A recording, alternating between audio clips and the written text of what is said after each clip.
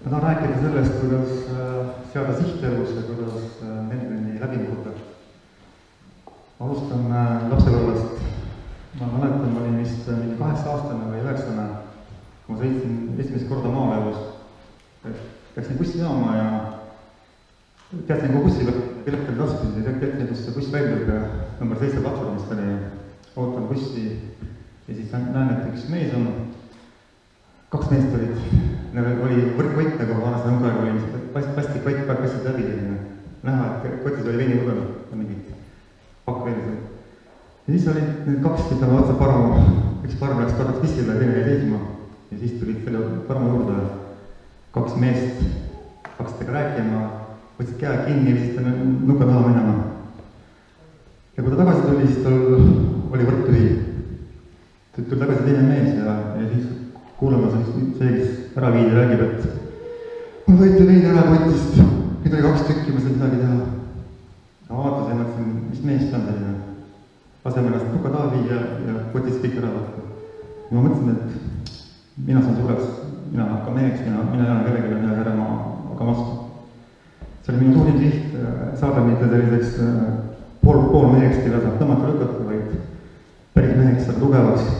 Ja ma hakkasin selle nimel siis treenima, läksin trenni, käisin akrobatikas, käisin kergejõustikus, läksin pärast palli aastaks vahepeal ujusin, siis läksin karateesse ja jujitsusse. Ja tegin trenni siis suure järjepidevusega ja tegelikult mul isegi see aeg, kui ma läksin oma naisega abielluma, läksime siis õnnepaleesse aegakirja tulema, siis meile pakuti aega reede õhtul ja ma ütlesin niimoodi, et ma ei saa teha, kui ma trenni. Kui naine vaatas mulle näkku, ütles, kas siis minema ei saa jätta või? Ma ütlesin, et ei saa, valime teise päeva. Ja panime seda laupäevaks. Ja seda mulle naine pärast tekkis ette mulle poole elu peale, et isegi abielluda saanud, selle trenn tähtsam. Aga see oli lihtsalt see kõrvalpõige selleks, et kui midagi nagu väga tahta, siis tuleb võtta eesmärk ja sinna lihtsalt minna. Tuli korpisse sellepärast, et ma olin tervise ära kaotanud, ma tahtsin terveks saada. Ma hakkasin tegema neid puhastuse programme, tegin neid põhjalikult ja ma tulid tulemused väga kiiresti. Ma läksin põlema, süttisin ja see leek siis süttis teisi. Ja kui mulle Veiko ütles, et sa oled tubli nüüd, et sa oled tervin juba, et kui sa saad tulla meiega kuldsetele, et sa oled saama kulddirektoriks ja sul on aega 2 kuud. Ja ma siis mõtlesin, et noh, ma ei saa ju. Ja samas mõtlesin, et aga mis ma loobun enne, kui ma pole proovinudki, pole üritanud. Ja hakkasin siis rohkem rääkima inimestele, siis tuli Peeter mul siia ühest direktoriks, tuli Heli lihtisoovitaja ja üks oli minu õepoeg ja oligi 3 inimest käes ja kuldsete ära plaanasid. Lihtsalt oli olemas soov, oli olemas tahe ja kui tahe on olemas ja inimene teeb järjekindlalt samu tegevusi, siis inimene lihtsalt saab sinna. Aga sageli inimesed hakkavad otsima, vaadates mingit eesmärki, seisvad mingit sündmust, otsima omale vabandusi, miks nad ei saaks seda teha ja hakkavad siis igal pool rääkima, et neil juhtus see ja neil on see ja see on see. Selline inimene, kes otsib neid vabandusi, see inimene jääbki neile otsima kogu aeg, see inimene ei lähe elus edasi, vaid ta alati otsib seda, miks tammuda paigal, miks see peaks minema edasi. Sama on see, et need inimesed, kes ühte lugu pööravad tähelepanu enda minevikule, Joodik istub pool, räägib, kui kõva ärimeste kunagi oli, kõvast sportlamata kunagi oli, pudel on käes ja kiidab takka. Minevik on väga võimas, olevik on mülkas. Ja sama on inimestega, kes on läbi elanud mingi kriise ja nad on ka praegu augus ja nad väidavad kogu aeg, et nende elu on nii raske, kuna nende elu on nii raske, nemad on selle ööland, sellepärast ka nemad praegu augus ja nemad ei ole nii edukad, nagu teie on. Teil teab, te olete siin meistrid, te saate autosid enne, teil on palju tuttav, aga neil on elu olnud nii õnnetu. Ja selle kohta räägib üks vene edukuse koolijuht Arsenal puhul seda, et kui inimene on tagumik ees tuleviku poole ja urgitab minevikus kogu aeg, urgitab, siis selge ees, eriti kaugele kõnni, tulevik puudub. Senikaua, kui inimesed urgitavad minevikus kogu aeg, urgitavad, kas siis kiidavad minevikku või siis purdavad minevikku, aga ei räägi tulevikust, ei sea sihte oma tulevikku, siis nad kunagi tulevikku ei jõuagi, leiavadki minevikku või siis koha peale tammuma. Tegelikult meie mõtted ongi need, mis meid tegelikult edasi viivad. Ja kui inimesel puudub siht, siis inimene tegelikult ei arenegi. Me teame, paljud vanurid elavad ja kui läheb pensionina, neil kaob ära siht, lapsed läheb minema, tööl enam ei käi, istuvad telekette maha ja hakkab manduma. Nende aju vaatab, et ahah, areng on seisma jäänud, hakkab taand arenema, hakkab lammutama kogu keha ja inimene sureb kiiresti ära. Sellepärast on vastupidised juhtumid, kui keegi vanaema on saanud omale lapse kasvatada, et ei ole vanemaid enam, ja ta on vana haige ja ta kasvatab lapse last kas või 15 aastat, peaks sama maha surnud, aga ta ei saa. Ta on siht eesmärk, lapsed oma ei osustanud. Ja ta elab üle enda võimet, elab veel 15-20 aastat, palju tervemana, palju jõulisema, kui ennem elas, et see tema haiguse põhjus on tegelikult olnud tema võib-olla siia päratuses. Ja kui tal on sihtmärk ees, ta ei saa lapsi maha jätta, lapselapsi, ja ta lihtsalt ta elab selle ära. Meie mõttel on niivõrd suur jõud ja kui me ei õpi selle kasutama, siis me ei saavuta midagi elus. Järgmine samm oli see, et ma olin korralli, tegutsesin siin siis ja 2 aasta eest olid siis kriisid. Venemaa tuli kriis, hakkas võrgustik langama siin. Eestimaa tekkis selle vana turunduskava järgi ka mingi seisak ja siis hakati pakkuma igasuguseid muid lahendusi. Ma ei võtta vastu neid, mis olid tehtud tervisega, aga neid, mis olid sõrtud rahadega, et kuskil raha teenima panna. Ja ma kõik niimoodi võtsin omale 1, 2, 3, 4, 5, 6, 7, 9 eri võrgustikku, panin sinna raha sisse, lõin omale sinna võrgustikke ja täna 2 aastat hiljem ma näen, et kust on tulemus. Kõik olid püramiidid, seal ei olnud tegelikult tooteid. Ja ma ütlen, et väga kahju mul sellest ajast, kui ma 2 aastat tegelenud ainult korralliga, ma oleks olnud küll meister ilmselt raudselt. Aga kuna ma tegelesin 12 ninnu-nännuga, et tahtsin nendest taga tegeleda, siis see kõik ebaõnnestus. Kujutage ette, et teil on aas või peenar, kus on palju erinevaid kultuure ja põud on, päike paistab, kõrvetab ja teil on lähevett, teil on üks kastekann. Et saate ka ära kasta ühe veenra, iga päev saate kasta ühe veenra. Nüüd teil on teil valida mingi 12 eri veenrat ja siis te peate otsustama, kas te kasvate kõiki natukene pete märjaks pinna pealt, et juurde kuivaks. Ja päike kuivatab seda ära, või te kasvate ühte veenrat, kasvate teda läbi põhjalikult, lõplikult, et juur saaks vett ja taime peaks elama. Näiteks valivad 12 veenrat ühe kastekannuga, hakkavad kõiki kastma, kõiki kastavad. Nad ei saa saavata mitte ühegi pealt, sest mitte ükski peenar ei saa nii palju vett, et ellu öelda. Ja see ongi see, et praegu tean, et ma ei taha enam kuulda mitte ühest kärist, ühestki tööst, ma kuulda ainult korralist, sellest, et üks päev, üks aeg on meil kõigil ja kui ma hakkan kasvama kõiki asju, kord jooksen tööle, kord jooksen Fanturale, kord vaatan, mis mõni muu võrgustik pakub, võtan sealt mõne toote, siis kolmandast, siis tähendab seda, et ma saan võib-olla saaki, kidura saagi, võib-olla see üldse head saaki tuleb.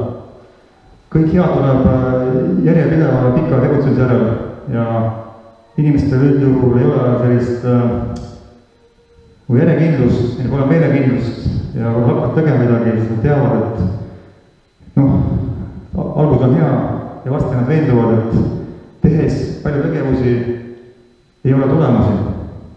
Ja inimesed vaatavad, et mis nüüd toimub, see ei ole vist neile, et peaks loobuma hakkama, aga edukad lähevad edasi.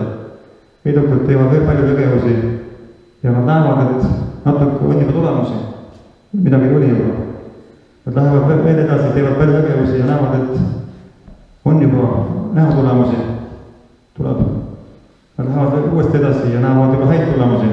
Ja mida rohkem nad edasi lähevad, selle paremad on tulemused.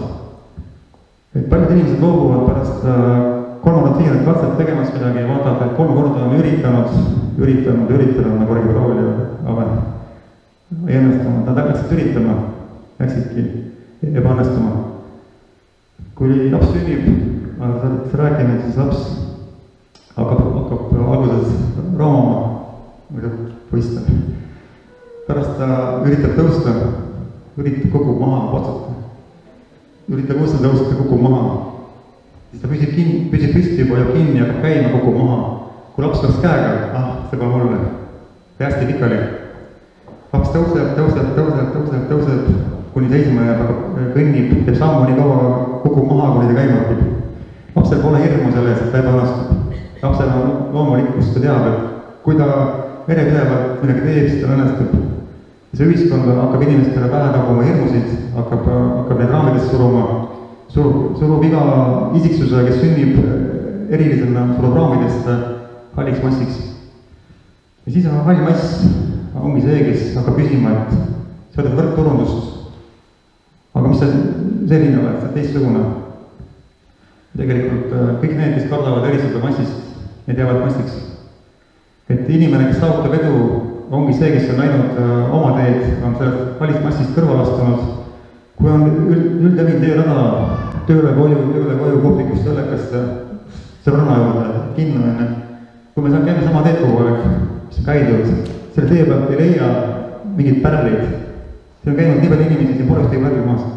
Kõik on üles võetud. Kui me läheme oma teed, täitsa käimata teed, me avastame palju uut, kui leiame sealt nii palju pärleid ja hakkame arenema. Hakkame ise läbi murdma elust. Sest paljud edukad ei looda mitte kellegi peale. Edukad teavad, et nemad on ise need, kes hakkama saavad.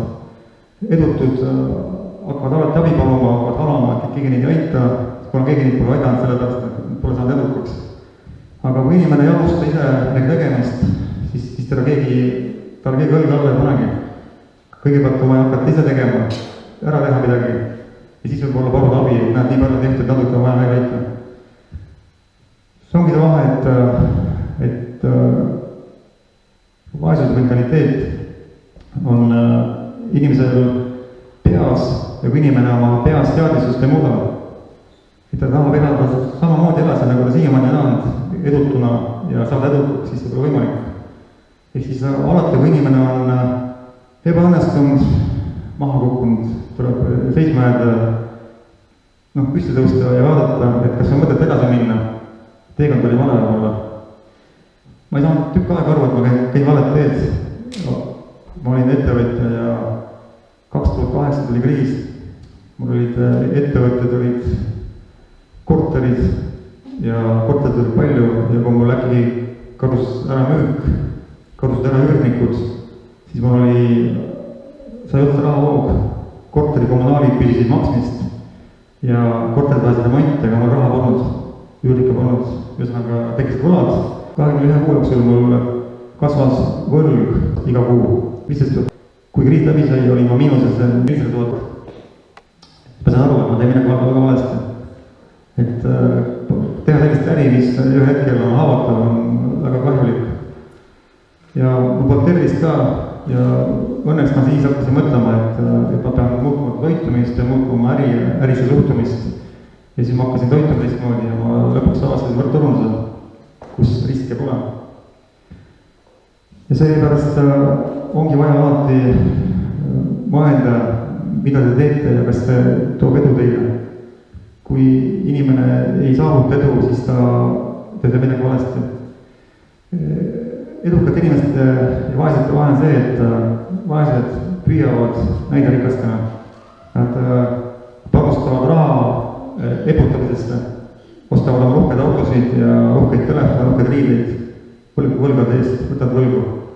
Aga edukad, kui võtavad võlgu, siis võtavad võlgu enesearendamiseks, lähevad koolitustele, teevad midagi sellist, mis hakkab neid sisse tooma.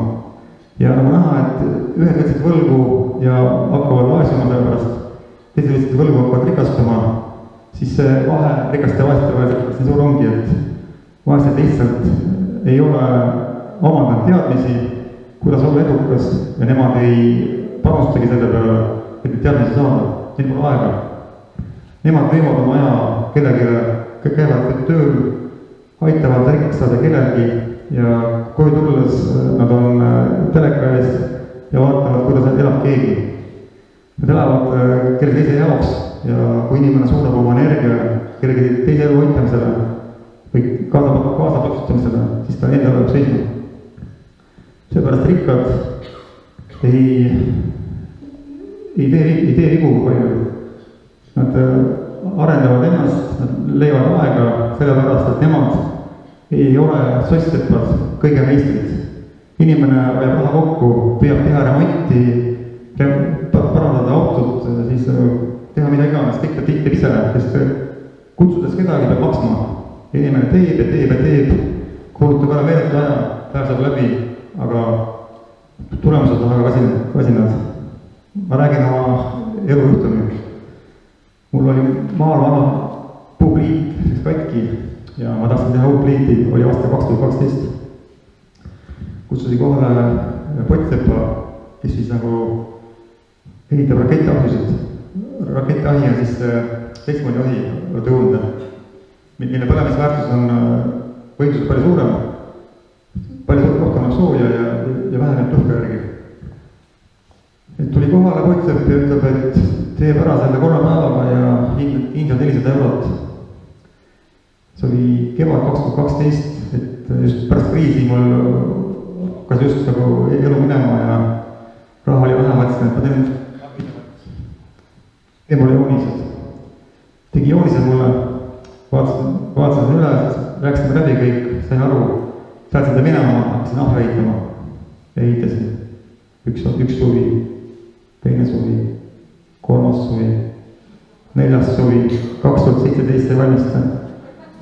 Praegu 2018 korda leisul just, vaatasin, et tõmmage ühte uks ette panema. Palju õnne, Raivo.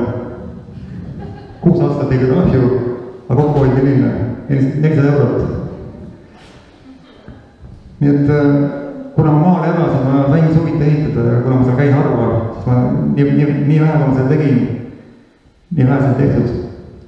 Et ma sain õppetunni, et alati on mõttekas palgata asjatundja ja tegeleda selle, mis toob palju rohkem sisse, sest võib ju teha seda, mis ei tule välja ja kulutada selleks ära kogu aja ja selle ajaga jääb endal arenemata ja oma raha teenimata ja tegelikult on see suur samm tagasi.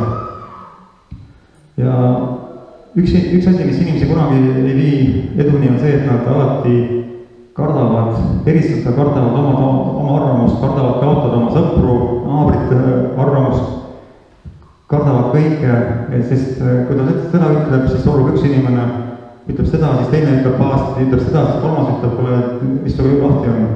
Inimene vaikib ja elab endasse ja tegelikult mitte keegi ei näe teid, ei hakka teile järgnema, kui te ei hakka ennast esitlema. Tehke endast isiksust, tehke endast elav edukuse näide, minge murke läbi sellest välismassist, jookske halli massi ees ja see hall mass, mis jookseb vales suunas, võib-olla pöörab ümber, tuleb teele järgi. Sellepärast on alati edukad inimesed eemaldunud kõikidest ebaedukatest. Kõik, kes vinguvad, halavad, kes istuvad mülkas ja ei taha siit välja tulla, sellepärast rikkad neid kunagi ei aita, nad edavad maha, ankrut hagivad lahti enda küljest, et saavad rahulikult edasi minna, kedagi järgi lohistamata. Sest need inimesed, kes tulla ei taha, neid järgi lohistama kogu aeg. Niimoodi tahab tõusta. Kui laps kukub maha, nutab ja teda tõstad neid tõuse, võtad lohistada ta koju poest, kuni vangrini. Ei taha tõusta laps. Nii et kõik need, kes on hakanud arvustama, hakanud süüdistama, sildistama mind näiteks ja hakanud ka vaidlema, on minu elus kadunud. Ma olen sinna lahti kõik. Kui inimene ei tunnusta mind sellisena, nagu ma olen, hakkab mind tõmbama enda poole mülkasse, siis minul on olnud alati nagu õige aru saama, et neist tuleb lahti lasta. Sellepärast on mul 300 sõpra, kes oli mul siis, kui ma tegin oma Facebooki. kõik minust peaaegu eemaldunud ja praegu on mul 1800 sõpra, 1800, 300 sõpra on nagu alles seal, nad on nagu monumendid seal, seisavad, ma ei suhtle nendega, moe pärast, ei taha neid nagu ära visata, vast olla seal. Aga 1500 sõpra on mul tulnud juurde, inimesed, kes on tulnud sellise raivo peale, nagu ma praegu olen, kellega koos pole enam huvitav juua, et eelmised sõbrad loobusid minuga ei saanud koos enam putsi süüa, ei saanud koos enam baaris käia, ei saanud enam koos rääkida jutte, mis on allapoole laba meie jaoks. Nii et kui te eemaldate hallis massist, siis sõbrad, kes on hallis massis, hakkavad teist eemaldama. Ja te saate tegelikult sellest massist välja tulles omale uued sõbrad puhtamas keskkonnas. Kui te loote midagi, tahate midagi teha, siis teadke, et alati peab tegema midagi südamega. Süda kiirgub 60 kuni 100 korda rohkem magnetresonantsi kui aju. Aju on palju nõrgema kiirusega ja kui inimene hakkab tegema midagi ajus välja mõeldud, kuid süda ei tule kaasa sellega. Talle meeldis see, inimene käib tööl, raha pärast, ta müüb ennast, talle ei meeldi, siis teadke, et ligi 90% tulemusi jääb saavutamata. Sest kui süda ei tule kaasa, siis aju energia nii nõrk, et ta ei mõtle teile välja edukaid lahendusi. Sellepärast tahangi teile öelda, et alati peate uskuma endasse, peate mõtlema häid mõtteid, te peate looma lahendusi ja kui te olete selline edasipürgija, teete lihtsalt, saavutate edu ka. Ja need, kes mõtlevad, et nemad on edutud, et nendel on mingine halb karma või midagi, siis minge peegli ette ja vaadake peeglisse, ei naeratage peeglisse ja hoidke naeratust, hoidke teile 5 minutit. Seiske ja vaadake oma naeratavat nägu ja te näete, et 1 minuti pärast hakkab teil nii kerge, teil kaob ära väsimus, kaob ära kurbus, et see naeratus, mida te näete peegelpildis, hakkab teid sütitama, loob teile hea eduka päeva. Kui teil on siit paigas, siis te saate oma hea tujuga, südame abiga minna sihini ja lihtsalt minna üle kõikidest takistustest ja te jõuate veel eduni.